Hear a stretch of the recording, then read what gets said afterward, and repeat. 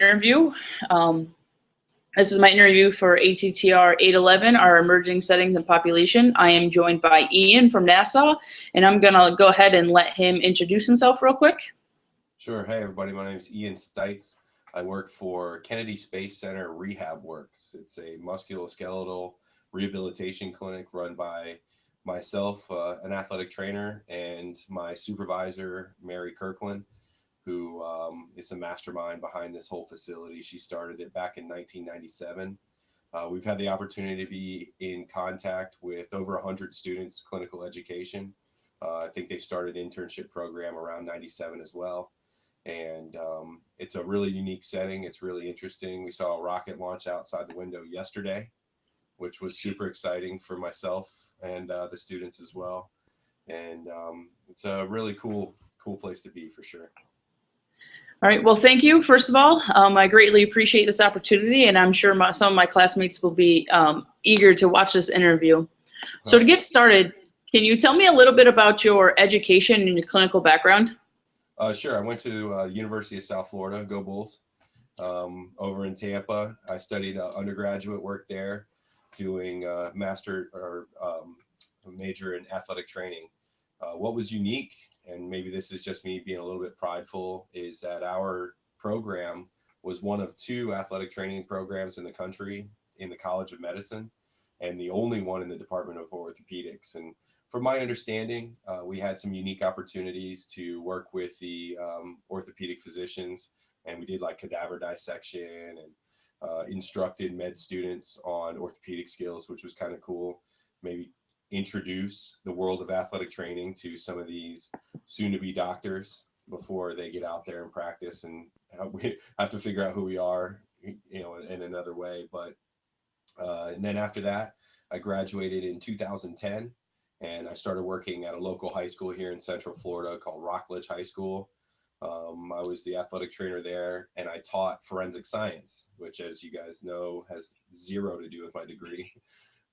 But as athletic trainers do, you adapt and overcome, and learn the curriculum and really embrace being a teacher. I liked it a lot more than I thought I would. I was there for 5 years almost.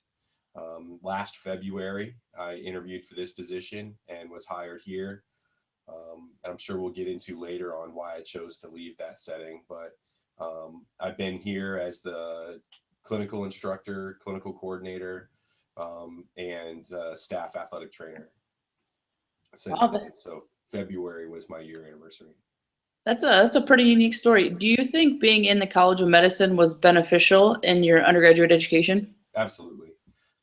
We had opportunities. If nothing else, it really just kind of set the standard a little bit higher. We got the speech, you're no longer a typical undergrad student. You're here, you're doing this. Our classes were on the campus of the College of Medicine. And so you're rubbing elbows between classes with, medical students and master's level anatomy students. And it really drove the attitude and the approach to the classroom higher. We got to use the medical library, which was unique, and again, that you were kind of separated from the standard student population. Mm-hmm. And there was some resources in there that they didn't have in the regular student library that were beneficial when we were doing some of our research and stuff like that. So you kind of alluded to it before, but how did you get to your current position? Well, working at the high school was great. It was an awesome way to cut my teeth, if you will. Awesome way to get out there. I mean, it's you or nothing, really. You got to figure it out. And that was a great experience.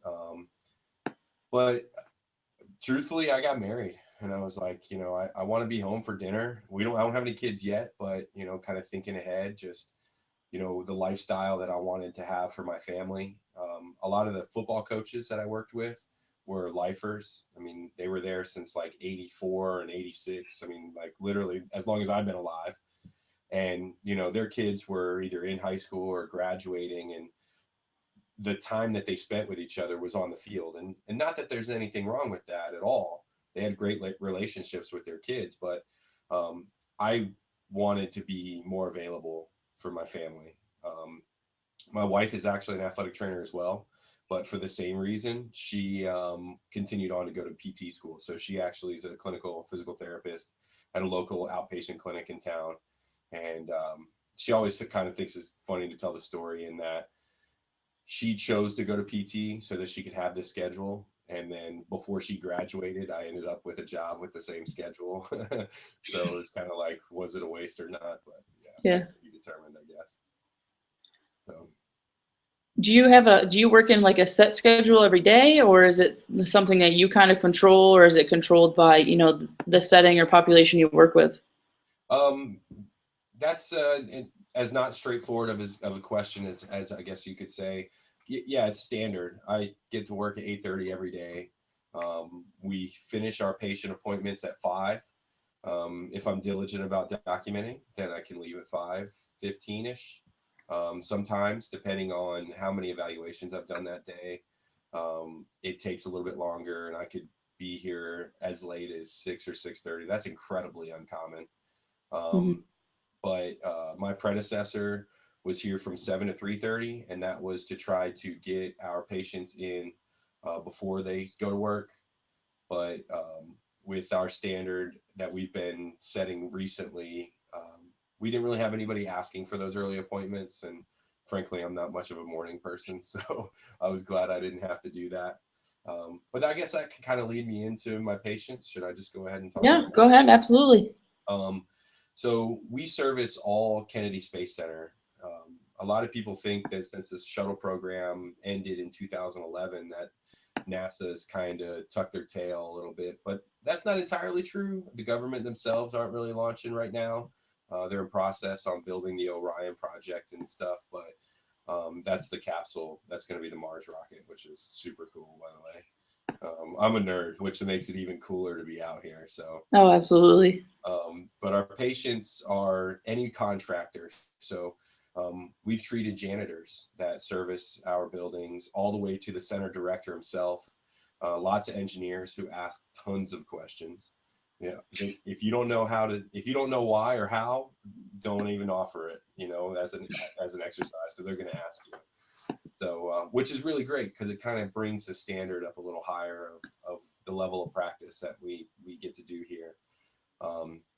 So with that being said, the geography of this area is unique in that it takes about 30 minutes to get off of center anywhere you are, sometimes further, depending on where the buildings are. It's 144,000 acres, and most of it's wildlife reserve. So there's a lot of distance between areas. High explosive rockets and stuff. You don't want to have people too close by. Yeah, no. So the idea of the way that this clinic was established and started was that to save time, to increase productivity by keeping them on center, then giving them quality musculoskeletal rehabilitation care. We use all the modalities. We do all our evals. We do take scripts from physicians, both work-related and non-work-related. So we have a occupational health facility here on center with a couple of doctors there, but they're general practitioners. So usually if it's anything orthopedic related, they're like, go see Rehab Works. So, which is nice. And then we also get referrals from orthos outside. So everything from post-op to acute. Right now we're treating an acute ankle injury. That's actually what they're doing right now.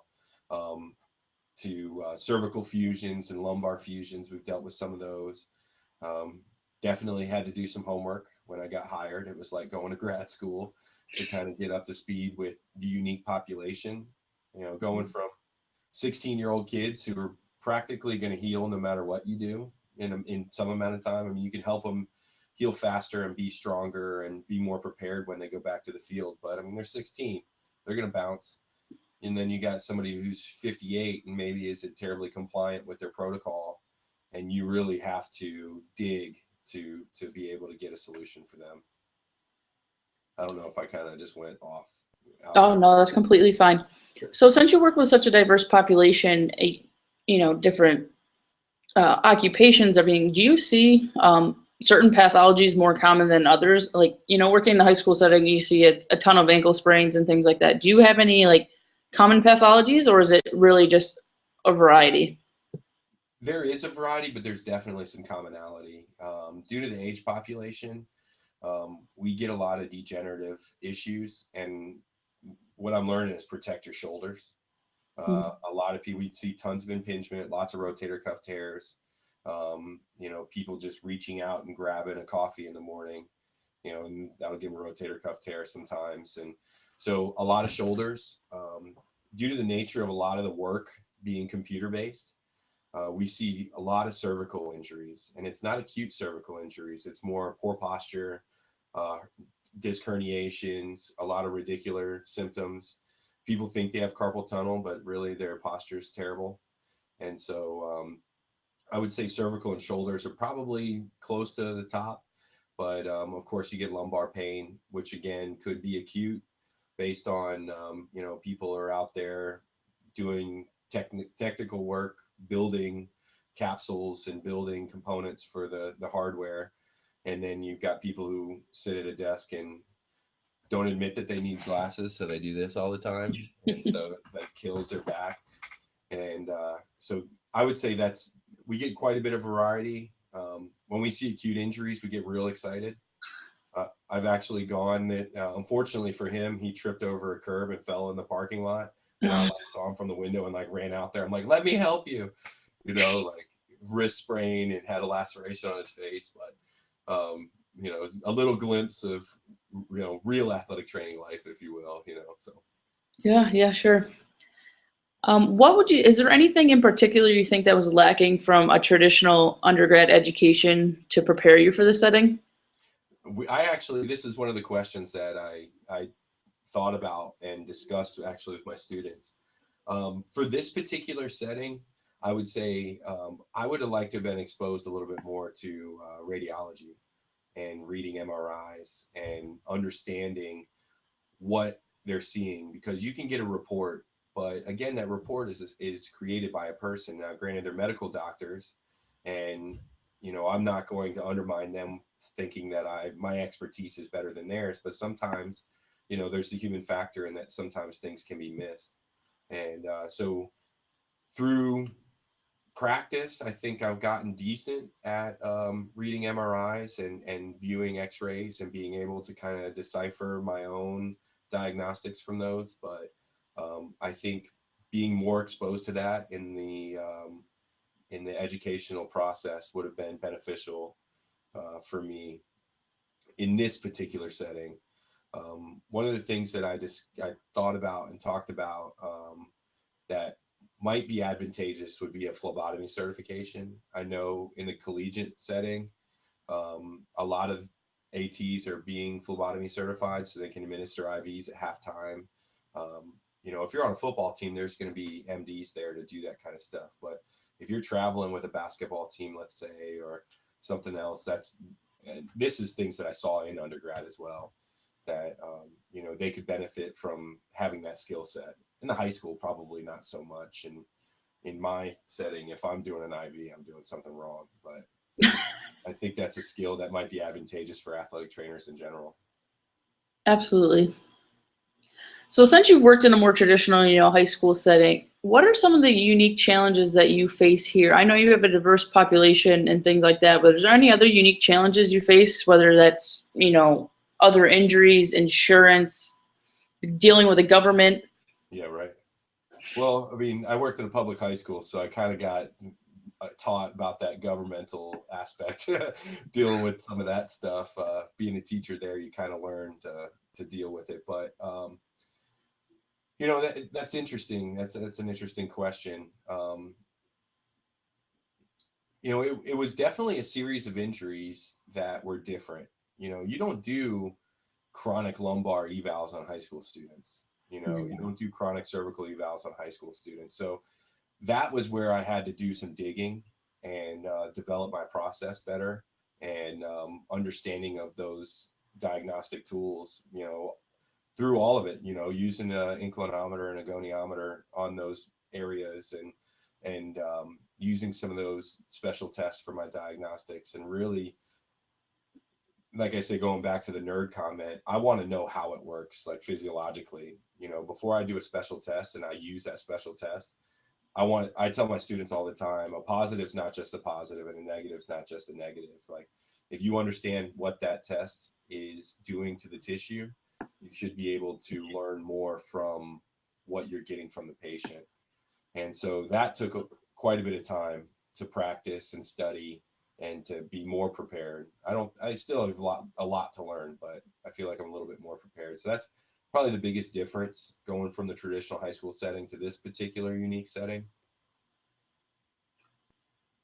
So you've been here for a year and you guys do an internship and all that. Do you think there's potential for an expansion of athletic trainers into either your setting or other settings like that, including, NASA over in Houston? Yeah, absolutely. I believe there's athletic trainers that work over there with the astronauts. I haven't had a chance to meet them. Again, I'm kind of dialing things into my bubble a little bit to make sure I know that I'm doing my job as well as I can. But no, this model could be applied in the private sector as well. We don't deal with insurances in the state of Florida. There's a few codes that athletic trainers can code for, and that's, I think, should be growing soon. We just revamped our practice act in the state of Florida, which is really exciting. And it really opens the door for this model to exist in the private sector and to be successful in different ways. But as far as what we do here, I think it's absolutely possible to expand on the outside, and in other areas of the government. I know like Boeing out in Seattle has some athletic trainers. They're kind of on the front lines where Hmm. they're out there with the workers doing the manual work and watching for ergonomic issues and repetitive injuries and trying to avoid those things. There's other companies locally that are building, the Embraer and Northrop Grumman are building space, or not spacecraft, but aircrafts. And they're starting to say, hey, we want to figure out how to keep our people healthy. And that's really what it comes down to. If you keep them healthy and you keep them on site, then they're going to be able to be more productive for you. And so I think this model is available to be applied elsewhere. Yeah, absolutely. Actually, this week in class, we read a couple articles on the athletic trainers who work in Boeing, and it was incredible to read about what they do and how Yeah, they get into the aircrafts with them to do ergonomic assessments and figure out what's actually causing their pain or pathology. yeah, absolutely. We have a unique skill set that goes far beyond, I know far beyond what I understood as an undergrad student, that we can speak the lingo with a lot of different other medical staff. We can go with EMTs and paramedics and do the emergency acute care stuff all the way through the chronic diagnostics with our orthopedics physicians that we work with, and it's applicable in a lot of different ways. Yeah, I think that's something you really learn with experience. I mean, I've only been practicing clinically for just starting my third year now, but I would agree that you really understand how much we can do and how versatile our degree can be. Yeah, absolutely. What is the most rewarding part of your job? What do you look forward to getting up and going to work every single day? That's a twofold question. Number one, I love the students. That's probably one of my favorite parts about the job, um, because they drive me to think harder and they ask tons of questions, and seeing the light bulb thing go off. Like I said, when I worked at the high school and they had me teaching, I fell in love with it. It was much more. At first, I was apprehensive. I'm like, oh, you know, me and 35 kids, how's this going to go? But it went really well. And so I do really enjoy the clinical aspect with the students. But we go on the motto that we teach our patients to fish. And, rather than saying, well, let me do this for you, we teach them the skills to take their home exercise plan and do it at home and take micro breaks and do things like that to progress their and own their own recovery, give them ownership of their own recovery. And when that starts, when the light bulbs start hitting there, and you've got a patient with adhesive capsulitis who thought they were never going to be able to put a shirt on by themselves again, and they're, giving you a high five because they can, like, Mhm. that's incredibly rewarding. And that's not much different from when it was in the high school. You know, when you're in the high school and you've got that football player who had a grade 2 ankle sprain who's been out for 6 weeks and finally gets to strap up and gives you a big hug on their way out to the field, you know, and then you've got, you know, a 55-year-old engineer who understands the mechanics of how the space shuttle works, but doesn't understand the mechanics of how their shoulder works. And you get them to the point where they can give you a high five. It's that same type of gratitude, that same type of, you know, feeling as far as success of really helping somebody. Yeah, I think that's ultimately plays into why everybody gets involved in athletic training is, you know, that success feeling and seeing your patients' faces light up when they can return to whatever it is, whether it's, you know, work or, you know, out to the athletic field. Yeah. So you've done a fairly good job explaining the things you do and your setting. Is there anything you would like to share that would give me and my classmates a better appreciation about your setting? Yeah. Our setting's incredibly unique. It is NASA. I mean, that really throws all kinds of stuff. Like I said, it brings the nerd factor way up. I mean, they don't tell me where they keep the aliens. I'm still asking, but they, you know, they tell me about, you know, what their unique parts of their jobs are. You know, it's kind of hard to think of examples, but, you know, patients who work on a particular stage of the rocket and they do launch support, and then they come back and they talk about the success of their mission, and then I start asking them, you know, physics questions about how it works, and so that's really unique and that's very cool. The questions that they ask you about your injury, like I said, I mean, be prepared to answer why and how, because they're going to ask you. I have not had the opportunity to work with the astronauts yet, as manned space flight is on our horizon.